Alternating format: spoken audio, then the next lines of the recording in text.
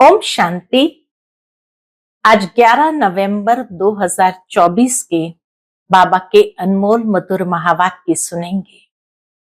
आज की बाबा की मुरली धारणा युक्त मुरली है कि जहां बाबा बार बार ये अटेंशन खिंचवा रहे हैं कि बच्चे अपने आप को देखो, अपना चार्ट देखो, अपनी चलन को देखो कि मेरी चलन कोई बेकायदे रूप से तो नहीं चल रहे हैं, कहीं श्रीमत का उल्लंघन तो नहीं हो रहा है।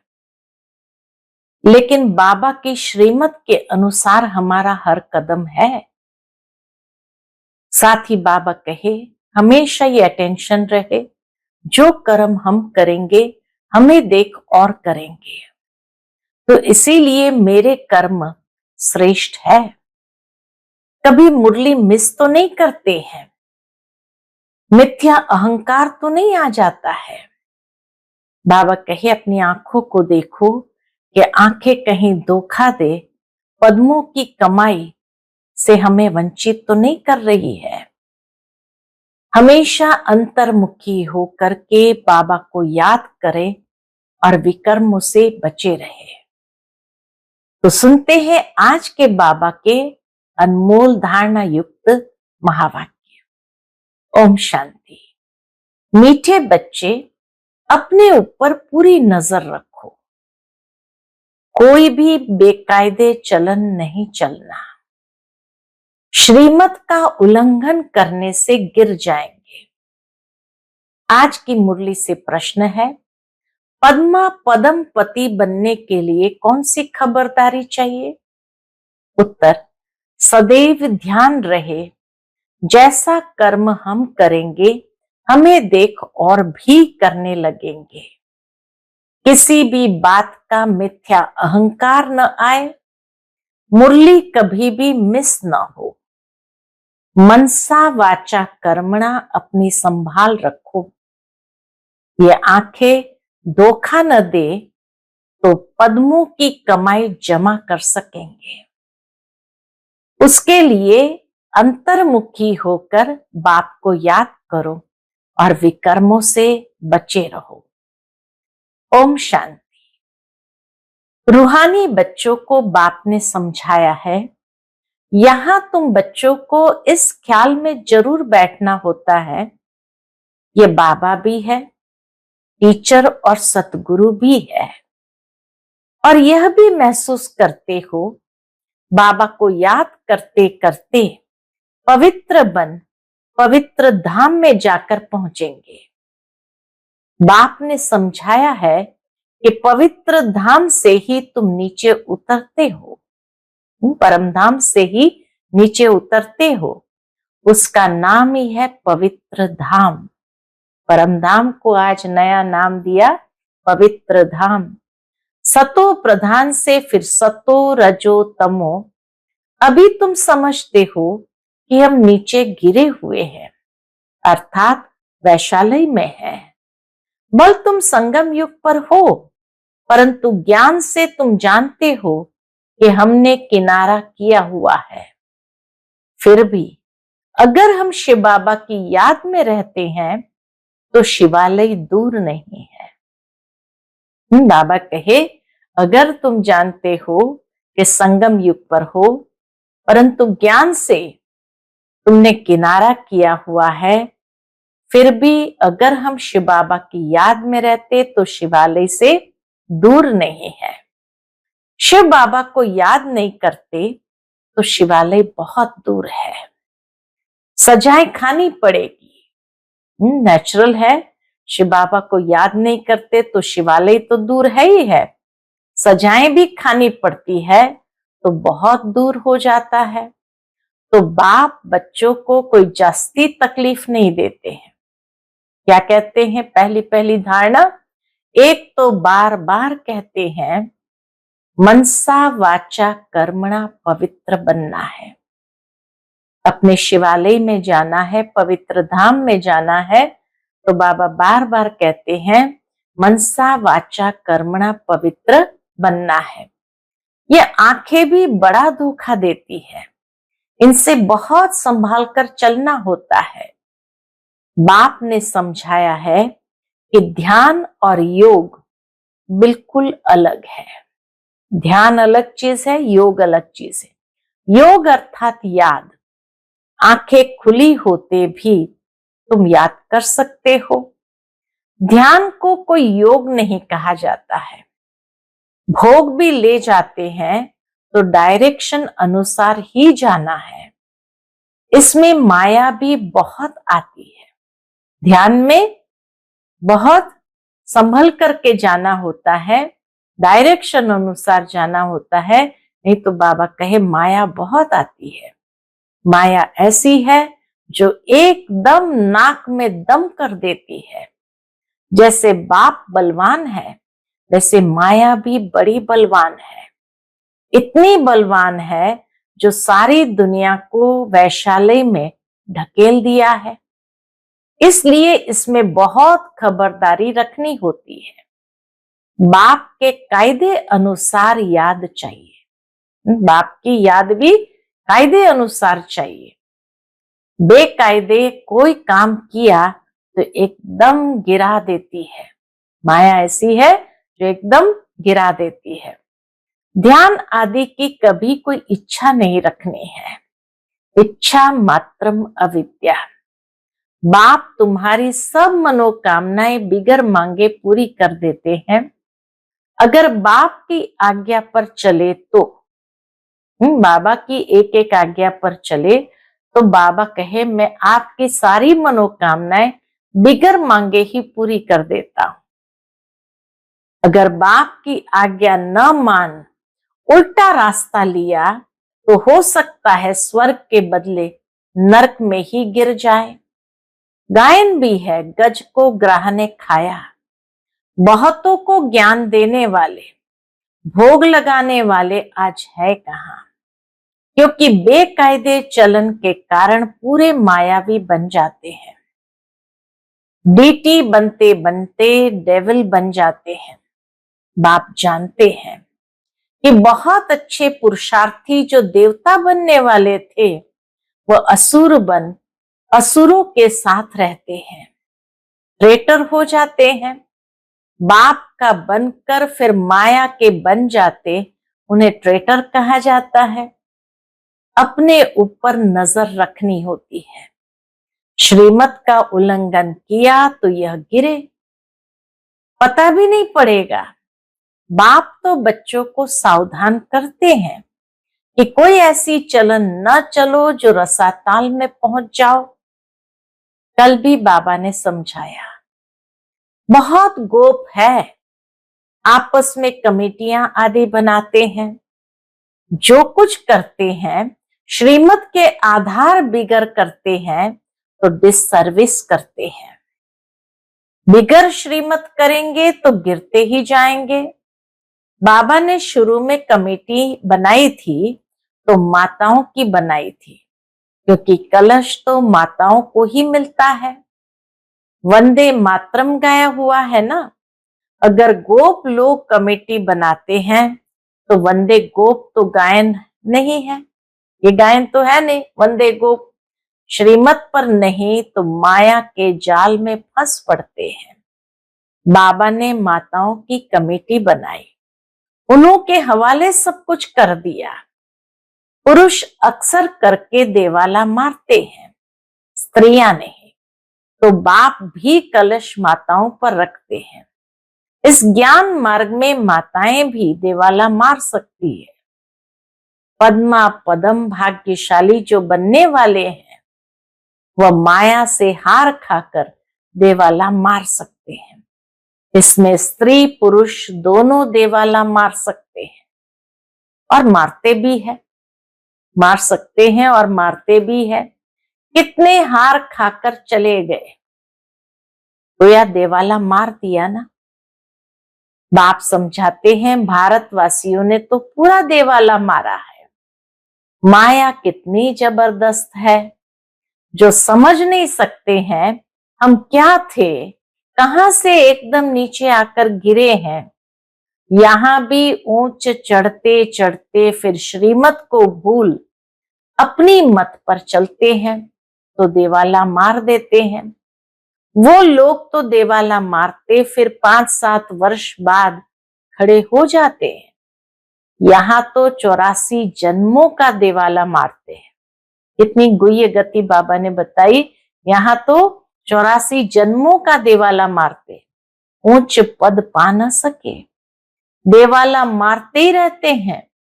बाबा के पास फोटो होता तो बतलाते, तुम कहेंगे बाबा तो बिल्कुल ठीक कहते हैं, ये कितना बड़ा महारथी था, बहुतों को उठाते थे, आज है नहीं, दिवाले में है। बाबा घड़ी घड़ी बच्चों को सावधान करते रहते हैं। अपनी मत पर कमेटियां आदि बनाना इसमें कुछ रखा नहीं है। आपस में मिलकर जरमुई जरमुई करना, ये ऐसा करता था, फलाना ऐसा करता था, सारा दिन यही करते रहते हैं। बाप से बुद्धि योग लगाने से ही सतो प्रधान बनेंगे। बाप का बने और बाप से योग नहीं तो घड़ी घड़ी गिरते रहेंगे, कनेक्शन ही टूट पड़ता है। लिंक टूट जाए तो घबराना नहीं चाहिए। माया हमें इतना तंग क्यों करती है? अगर बुद्धि योग टूट गया तो बाबा के एकदम घबराहट में नहीं आओ, ये देखो माया हमें इतना तंग क्यों करती है। कोशिश कर बाप के साथ लिंक जोड़नी चाहिए, नहीं तो बैटरी चार्ज कैसे होगी? विकर्म होने से बैटरी डिस्चार्ज होती है। विकर्म जैसे किया तो बैटरी एकदम डिस्चार्ज हो जाती है। शुरू में कितने ढेर के ढेर बाबा के आकर बने, भट्ठी में आए, फिर आज कहाँ है? गिर पड़े क्योंकि पुरानी दुनिया याद आई। अभी बाप कहते हैं मैं तुमको बेहद का वैराग्य दिलाता हूं, इस पुरानी दुनिया से दिल नहीं लगाओ, दिल स्वर्ग से लगानी है। अगर ऐसा लक्ष्मी नारायण बनना है तो मेहनत करनी पड़े। छोटे हॉल में लक्ष्मी नारायण की ट्रांसलाइट थी, उसको दिखाते हुए बाबा कहे ऐसा लक्ष्मी नारायण बनना है तो मेहनत करनी पड़े।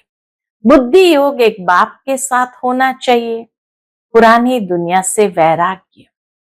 सुख धाम और शांति धाम को याद करो, जितना हो सके उठते बैठते चलते फिरते बाप को याद करो। यह तो बिल्कुल ही सहज है। तुम यहाँ आए ही हो नर से नारायण बनने के लिए। सबको कहना है कि अब तमो प्रधान से सतो प्रधान बनना है, क्योंकि रिटर्न जर्नी होती है।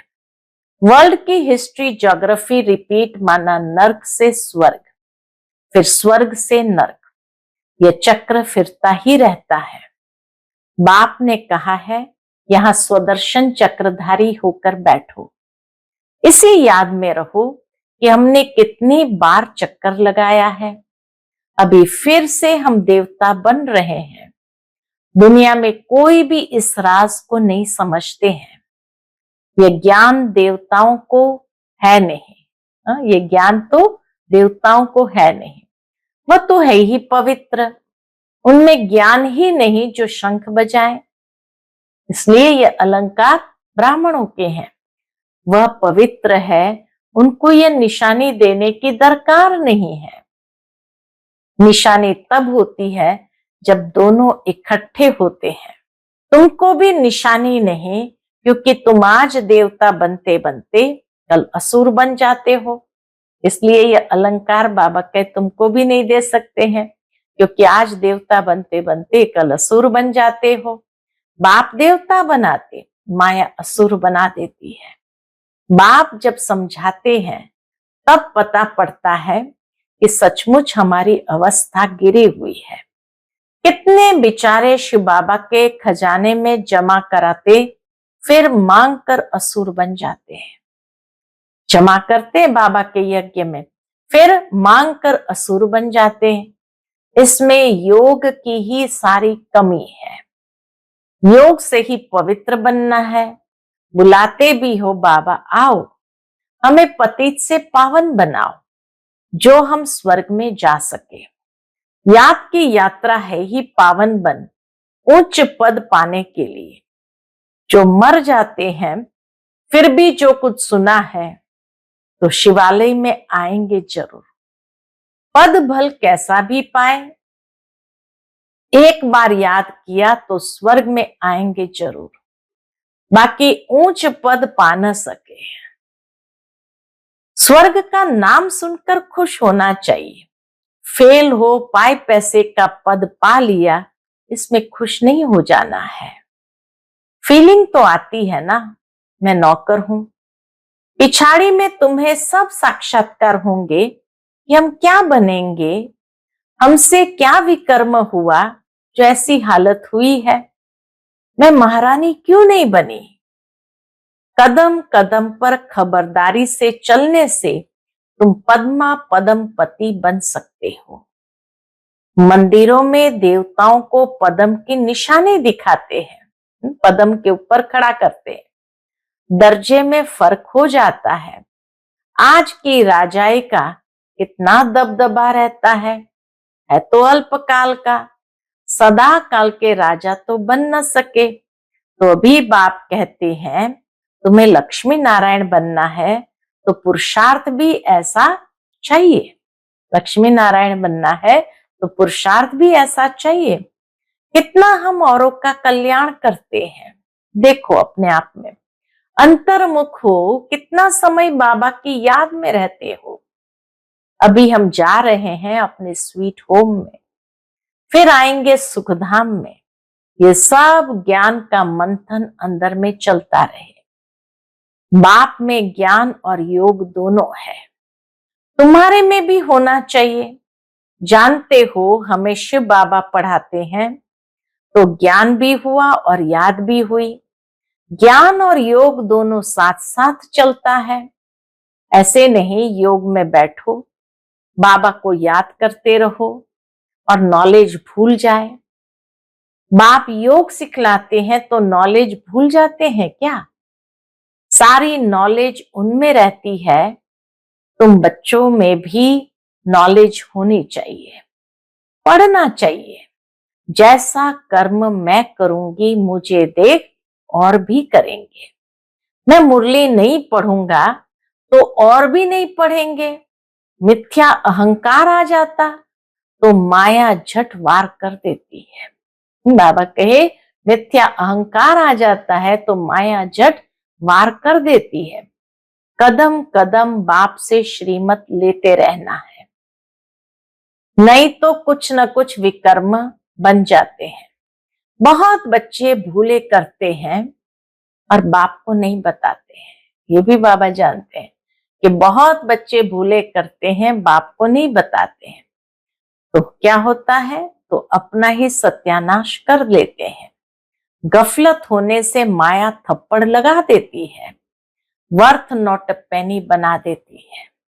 अहंकार में आने से माया बहुत विकर्म कराती है। बाबा ने ऐसे थोड़ी कहा है, ऐसे ऐसे पुरुषों की कमेटियां बनाओ। कमेटी में एक दो समझू सयानी बच्चियां जरूर होनी चाहिए, जिनकी ही राय पर काम हो। कलश तो लक्ष्मी पर रखा जाता है ना। गायन भी है, अमृत पिलाते थे, फिर कहाँ यज्ञ में विघ्न डालते थे। अनेक प्रकार के विघ्न डालने वाले हैं। सारा दिन यही जरमुई जरमुई की बातें करते रहते हैं। ये बहुत खराब है। कोई भी बात हो तो बाप को रिपोर्ट करनी चाहिए। सुधारने वाला तो एक ही बाप है। तुम अपने हाथ में लॉ नहीं उठाओ। सुधारने वाला एक बाबा है, तो बाबा कहे तुम अपने हाथ में लॉ नहीं उठाओ, तुम बाप की याद में रहो, सभी को बाप का परिचय देते रहो, तब ऐसा बन सकेंगे। माया बहुत कड़ी है, किसको भी नहीं छोड़ती है। माया बहुत कड़ी है, किसको भी नहीं छोड़ती है। सदैव बाप को समाचार लिखना चाहिए। अपने चाल चलन हाल चाल का समाचार बाबा को जरूर लिखना चाहिए। डायरेक्शन लेते रहना चाहिए। यूं तो डायरेक्शन सदैव मिलते रहते हैं, ऐसे तो बच्चे समझते हैं। बाबा ने तो आप ही इस बात पर समझा दिया। बाबा तो अंतर्यामी है। बाबा कहते नहीं मैं तो नॉलेज पढ़ाता हूं, इसमें अंतर्यामी की बात ही नहीं। हाँ, ये जानता हूं कि ये सब मेरे बच्चे हैं। बाबा जानते हैं सब मेरे बच्चे हैं, हर एक शरीर के अंदर मेरे बच्चे हैं। बाकी ऐसे नहीं कि बाप सभी के अंदर विराजमान है। मनुष्य तो उल्टा ही समझ लेते हैं। बाप कहते हैं मैं जानता हूं कि सभी तख्त पर आत्मा विराजमान है। यह तो कितनी सहज बात है। सभी चैतन्य आत्माएं अपने अपने तख्त पर बैठी है, फिर भी परमात्मा को सर्वव्यापी कह देते हैं। यह है एक कज भूल। इस कारण ही भारत इतना गिरा हुआ है। बाप कहते हैं तुमने मेरी बहुत ग्लानि की है। विश्व के मालिक बनाने वाले को तुमने कितनी गाली दी है। इसीलिए बाप कहते हैं यदा यदा ही धर्मस्य। बाहर वाले ये सर्वव्यापी का ज्ञान भारतवासियों से ही सीखते हैं। जैसे भारतवासी उनसे हुनर सीखते हैं, वह फिर उल्टा सीखते हैं। तुम्हें तो एक बाप को याद करना है और बाप का परिचय भी सबको देना है। तुम हो अंधों की लाठी। लाठी राह बतलाती है ना। अच्छा, मीठे मीठे सिकिलते बच्चों प्रति माता पिता बाप दादा का याद प्यार और गुड मॉर्निंग। रूहानी बाप की रूहानी बच्चों को नमस्ते। हम सभी रूहानी बच्चों की रूहानी माता पिता बाप दादा को याद प्यार, गुड मॉर्निंग और नमस्ते। नमस्ते, शुक्रिया बाबा, शुक्रिया। आज की मुरली से धारणा के लिए मुख्य सार है। पहली पॉइंट, बाप की आज्ञा अनुसार हर कार्य करना है। कभी भी श्रीमत का उल्लंघन न हो, तभी सर्व मनोकामनाएं बिना मांगे पूरी होगी। ध्यान दीदार की इच्छा नहीं रखनी है, इच्छा मात्रम अविद्या बनना है। दूसरी पॉइंट, आपस में मिलकर झरमुई झरमुई एक दूसरे का पर चिंतन नहीं करना है। अंतर्मुख हो अपनी जांच करनी है कि हम बाबा की याद में कितना समय रहते हैं। ज्ञान का मंथन अंदर चलता है। देखो, आज का बाप दादा का मधुर वरदान हम बच्चों के प्रति है। हर आत्मा के संबंध संपर्क में आते सबको दान देने वाले महादानी वरदानी भव। हर आत्मा के संबंध संपर्क में आते सबको दान देने वाले महादानी वरदानी भव। सारे दिन में जो भी संबंध संपर्क में आए उसे कोई न कोई शक्ति का, ज्ञान का, गुण का दान दो। आपके पास ज्ञान का भी खजाना है तो शक्तियों और गुणों का भी खजाना है। तो कोई भी दिन बिना दान दिए खाली न जाए, तब कहेंगे महादानी। दूसरा, दान शब्द का रूहानी अर्थ है सहयोग देना। तो अपनी श्रेष्ठ स्थिति के वायुमंडल द्वारा और अपनी वृत्ति के वाइब्रेशन द्वारा हर आत्मा को सहयोग दो, तब कहेंगे वरदानी। आज का स्लोगन है, जो बाप दादा और परिवार के समीप है उनके चेहरे पर संतुष्टता, रूहानियत और प्रसन्नता की मुस्कुराहट रहती है। जो बाप दादा और परिवार के समीप है उनके चेहरे पर संतुष्टता, रूहानियत और प्रसन्नता की मुस्कुराहट रहती है। अच्छा, ओम शांति।